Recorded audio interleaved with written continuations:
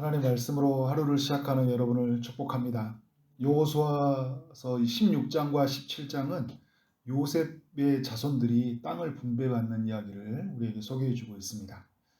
요셉에게는 두 아들이 있었죠. 에브라임과 므낫세가 있었는데 이들은 이스라엘의 12지파 중 각각 하나의 지파로서 서게 돼요.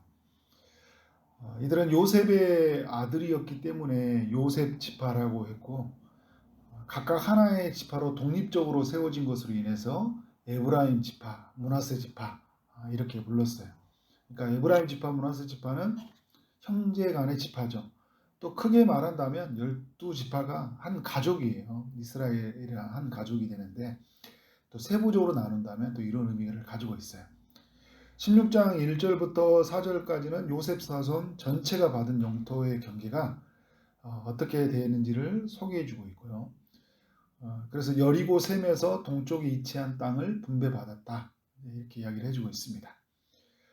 5절부터 10절은 에브라임 지파가 받은 영토들이 어디인지 소개하고 17장 1절부터 13절은 므낫세 지파가 받은 영토 그리고 14절부터 17장 14절부터 그 이후까지는 그 땅이 적다고 불평한 이야기, 더 달라고 이제 요구한 이야기를 알려주고 있어요.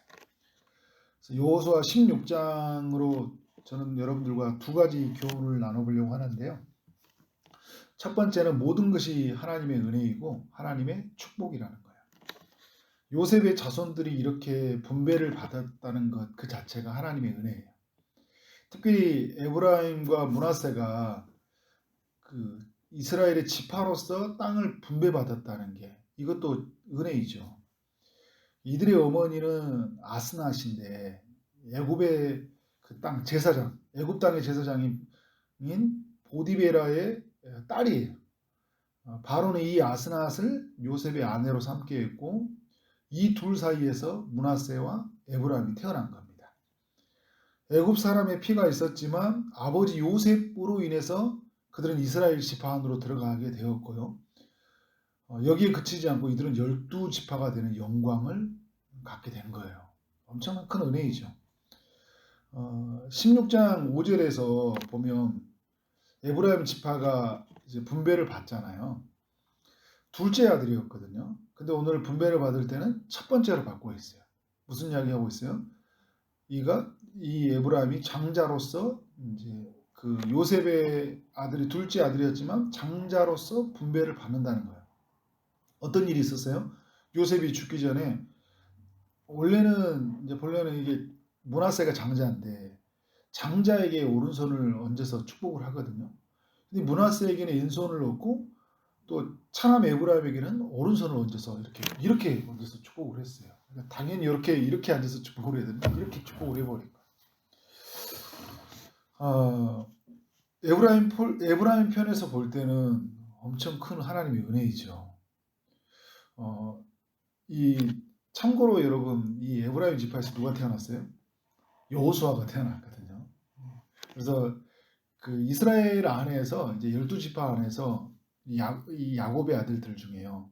첫째 그 루벤, 둘째 시몬이 장자적과 그 역할을 못하니까 유다 넷째 아들이 장자적 역할을 하고 11번째 아들이었던 요셉의 이제 그 장자적 역할을 하게 되는데 그 요셉 중에 또 둘째 아들이 이 에브라임 집이 장자적 역할을 하게 되죠. 나중에 이제 분열왕국이 되면 남쪽에는 유다가 북쪽에는 이제 에브라임이 이렇게 역할을 감당하는 거잖아요. 그러면 이제 므낫세는 어떻게 되냐? 비록 차남으로 축복을 받았지만 므낫세 자체도 은혜잖아요. 12지파 안에 들어왔다는 거예요. 여러분 그 이전에 가보면 야곱과 에서 이야기를 하시죠. 장자가 바뀌었잖아요. 야곱과 에서하고는 다른 이야기예요. 에서는 하나님의 언약 안에 밖의 사람이 되어버렸어요. 근데 지금 이 므낫세와 에브라임은 언약 안에 있잖아요. 언약 안에 있기 때문에 첫째가 되든 둘째가 되든 무슨 상관이에요. 다 하나님의 은혜 안에 있고 다 하나님의 축복 안에 있는데 조금 덜 받으면 어떻게 돼요? 덜 받은 만큼 사는 거고 좀 더 많은 것들을 받으면 또 그것이 자랑일 필요도 없는 거예요. 그런 면에서 므낫세에게도 은혜다라는 거예요. 므낫세도 이제 반지파는 므낫세의 반은 요단 동편에서 땅을 분배받았고 또 나머지 반은 지금 이곳 서편 땅에서 분배를 받았으니까 이것 또한 은혜이다. 양쪽으로 나눠져서 또 이제 하나님의 은혜가 있으니까 그죠? 므낫세라는 또 지파라는 것 때문에 또 마음껏 요단 동편 땅, 서편 땅 오가면서 지낼 거 아니에요. 에브라임보다는 큰 두각을 나타내지 못했지만 그럼에도 불구하고 하나님의 축복 안에 있는 것이 은혜이다. 우리는 어떤가요? 이방인이었던 우리가 예수를 믿었다는 거, 대한민국 땅에 복음이 들어와서 이때 21세기 이때요. 우리가 물론 20세기에 태어났지만 또 우리 중에는 뭐 21세기에 태어나신 분이죠. 그런 어떤 우리는 그런 세대 속에 살아가는 우리가 복음이 들어와서 예수를 믿게 되었다는 것, 영적 이스라엘이 되었다는 것, 하나님 나라의 제자가 되었다는 것, 그 유업을 상속받게 되었다는 것, 예수 안에 있는 신령한 복을 받게 되었다는 것, 그 이름으로 무엇이든지 구하고 찾고 두드리면 하나님께서 하늘문을 여셔서 우리에게 복을 주신다는 것. 이게 여러분 큰 복이잖아요. 우리가 더 어떤 뭐 목사님처럼 어떤 사람들처럼 탁월하게 이러지 않았는데도 불구하고 우리가 그 자리에 서 있다는 것 자체가 너무 큰 은혜인 것 같아요. 저를 봐도 그래요. 이걸 깨달아서 너무 감사해요. 뭘 더 가져서 어떤 자리에 있어야지 복인 게 아니라 예수 안에서 있다는 것. 게임 끝. 이건 큰 복이잖아요. 뭘 더 바래요. 뭘 더 바라려고 하니까 인생이 불행해진 거거든요. 그렇지 않아요. 예수 안에서 그 신령한 복이 주어졌다는 것. 하나님 나라 유업을 상속받게 되었다는 것. 이건 너무 큰 축복이다. 이것으로 당당하게 은혜롭게 살아가기를 주의 이름으로 축원합니다. 두 번째 여러분과 나눌 교훈은 뭐냐면 철저히 우리의 유익이 아닌 하나님의 뜻을 따라 살아야 된다는 거예요. 16장 10절을 볼까요? 그들이 게셀에 거주하는 가나안 족속을 쫓아내지 못하고 그들을 노역하는 종으로 삼았다고 해요. 그들이라면 누구예요? 에브라임 지파. 유다 지파도 여부수 족속을 쫓아내지 못하고 남겨두었어요.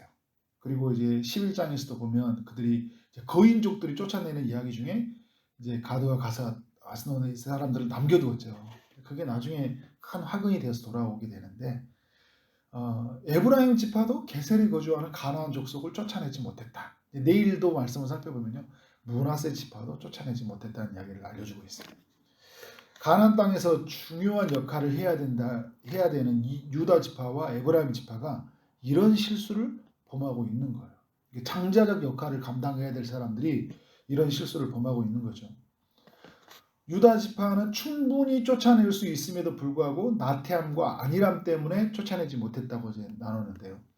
에브라임 지파를 무엇 때문에 쫓아내지 못했는가 말씀을 좀 자세히 살펴보면 그들을 노역하는 종으로 삼았다는 거예요. 노역하는 종.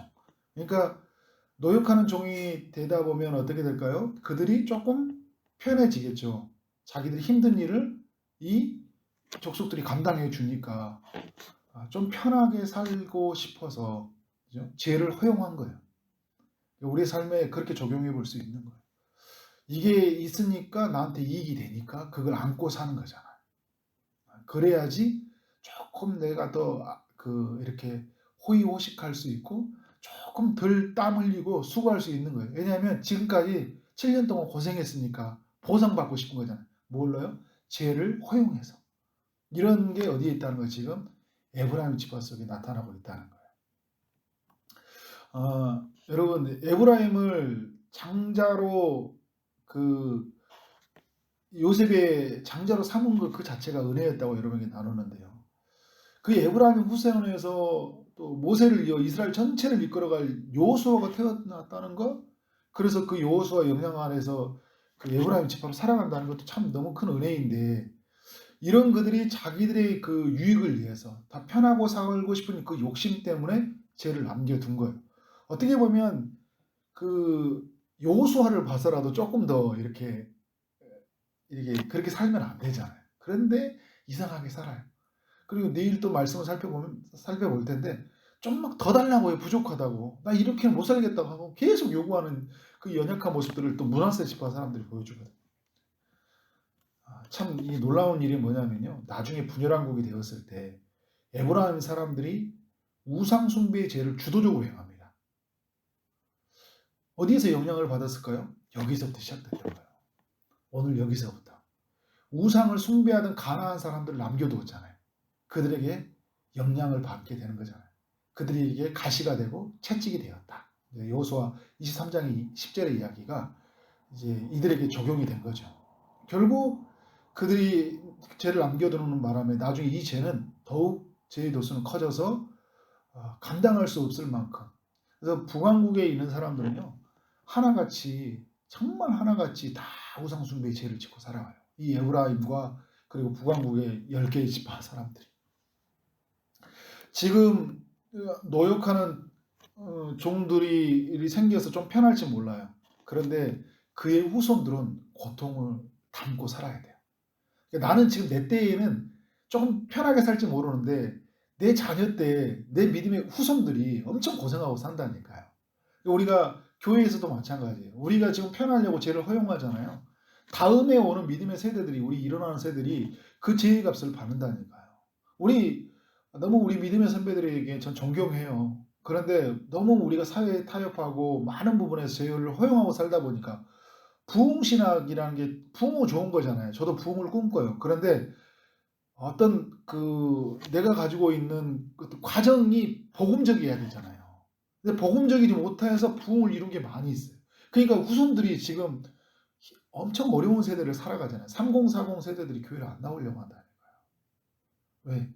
죄에 뿌려진 열매를 그대로 거두는 거예요. 내 때에는 부흥을 경험했는지 모르겠지만 내 후대 세대에서는 엄청난 그 죄의 값을 경험하고 산다는 거. 그런 면에서 우리가 늘 깨어 있어야 되고 말씀 앞에 서야 되고 모든 것은 하나님의 방법대로 해야 된다. 조금 돌아가는 것 같고 조금 힘든 것 같지만 죄를 잘라내는 게 너무 중요해요. 노역하는 종이 되어서 뭘 얼마나 편하게 살려고, 그죠? 나의 자녀들의, 나의 후손들의 이런 고통을 내가 믿음으로 보지 못하니까 우리에게 사단은요, 그 눈을 가려버려요. 이후에 있는 것들. 죄의 결과가 얼마나 참담한지를 성령은 깨닫게 해주시는데 죄는요, 사단은 그걸 가려서 어떻게 되는 거예요? 지금 편한 것을 선택하게 만들어버려요. 그렇게 살아가지 않는 여러분 삶 되어지기를 주 이름으로 축원합니다. 네, 기도하도록 하겠습니다. 하나님 아버지, 여호수아 16장으로 우리에게 교훈하여 주시니 감사합니다. 에브라임 므낫세가 12지파가 되고 그들에게 축복을 받았다는 것, 분배를 받음으로 성취된 그 하나님의 그 은혜를 누렸다는 것, 정말 하나님 그 은혜 안에서 그 모든 것을 보게 하시니 감사합니다. 더불어 우리를 그 하나님의 은혜 안에서 머물게 하시고 예수 그리스도 안에서 주시는 그 무한한 그 복을 온전히 누릴 수 있도록 인도하시니 감사합니다. 정말 하나님께서 주시는 그 은혜가 우리 안에서 더욱 커지기를 원합니다. 하나님의 뜻으로 시작하는 삶, 끝까지 하나님의 뜻을 따라 살아가는 삶이 되게 하여 주옵소서. 멸절해야 될 사람들을 자신의 유익을 위해 멸절하지 않다가 나중에 큰 har을 당했던 그 에브라임과 므낫세처럼 우리가 살아가지 않도록 오늘도 죄와 싸우게 하시고 죄를 끊게 하여 주시고, 정말 그것이 수고롭고 힘든 일이지만 우리에게 고통이 수반되는 일이지만 가감하게 그 모든 죄를 끊고 살아가는 우리의 삶이 되게 하여 주옵소서. 잠시의 유익을 위해서 나중에 영광을 저버리지 않도록 날마다 깨어있는 우리의 삶 되게 하여 주옵소서. 살아도 주를 위해서 살고 죽어도 주를 위해서 죽는 삶, 사나 죽으나 그리스도의 그 이름이 존귀하게 되는 우리 모든 삶이 되게 하여 주옵소서. 오늘도 주의 응답을 기다리는 이들이 있습니다. 저들 가운데 찾아가 주옵소서. 육체의 아픔 중에 있는 성도님들을 찾아가셔서 치료의 강선을 비춰주시고 온전히 깨끗하게 나음 얻을 수 있도록 역사하여 주옵소서. 시험을 준비하고 취업을 준비하고 결혼을 준비하고 임신을 준비하고 출산을 준비하는 모든 성도님들을 축복하여 주옵소서. 오늘 하루 만나는 모든 사람들에게 주의 사랑이 흘러가길 원합니다. 오늘 우리에게 주어진 일 최선으로 섬기게 하시되 주님 대하듯 섬기며 나가게 하여 주옵소서. 오늘 우리를 통해 우리가 거하는 그 모든 곳에 하나님의 나라가 임하기를 소원합니다. 예수 그리스도 이름으로 기도를 쌓옵나이다. 아멘.